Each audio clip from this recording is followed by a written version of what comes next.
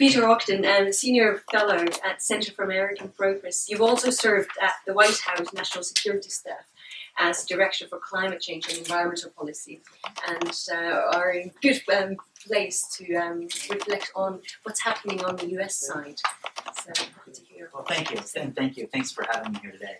And I have the luxury of not having to be in government right now, and so you don't send up the same amount of panic. I'm sure that when you say you should have something else to do, Jake, it makes me feel here. I realize that there's a tremendous amount that needs to get done in the negotiations. But what I thought might be useful is to just talk a little bit about what's happened in the United States and how what has sort of changed domestically that I think will have a material impact on the kind of agreements that we can get in Paris than we were able to achieve in Copenhagen in 2009 and in the years since. Because for the United States, one of the long-standing challenges has been trying to determine how to develop an international arrangement and agreement and be a part of that, while at the same time still trying to figure out what our own domestic climate program is. And when President Obama came into office in 2009, he did so with a strong conviction that he wanted to try to re-engage in the national process and wanted to move forward a climate agenda in the United States. And the way that manifested in 2009 was through a piece of legislation that was working its way slowly through, or actually not slowly, working quite quickly through Congress, considering that he was sworn in at the end of January. And by June, our House, one half of our Congress had voted on the comprehensive climate bill with the cap and trade system that would have run out all the way to 2050, and would have been something that the administration would have strongly supported.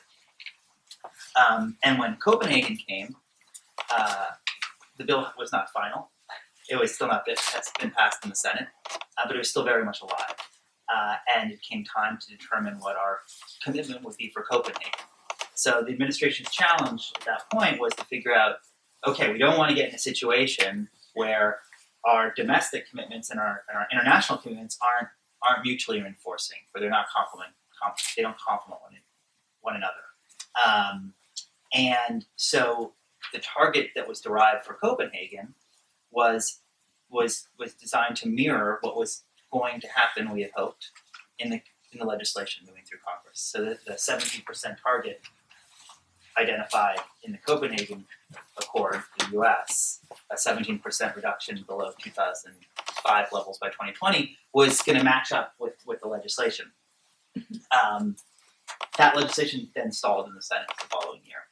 And so the administration had, and I think this is testament to the power that international agreements can have. The administration had the 17% target, but it had lost its vehicle that it had thought it was going to be able to use to achieve that target.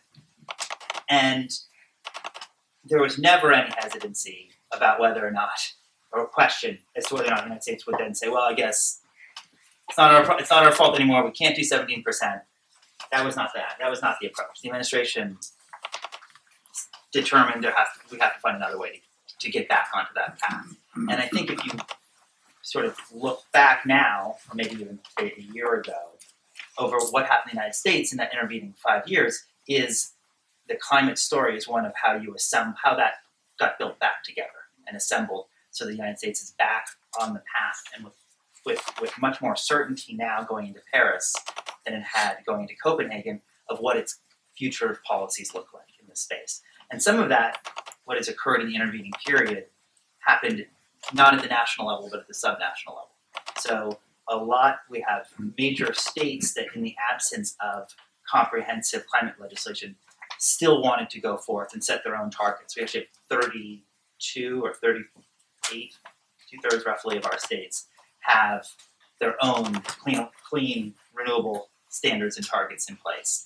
Those were and they were working to fulfill those. We had a boom in natural gas production, which ended up displacing and helped to displace some higher pollution coal in our fuel mix. And we had a huge uptick in solar power generation. it's now, we produce 11 times the amount of solar power than we did when President Obama took office in the United States, and the curve is still going up. That was then complemented, augmented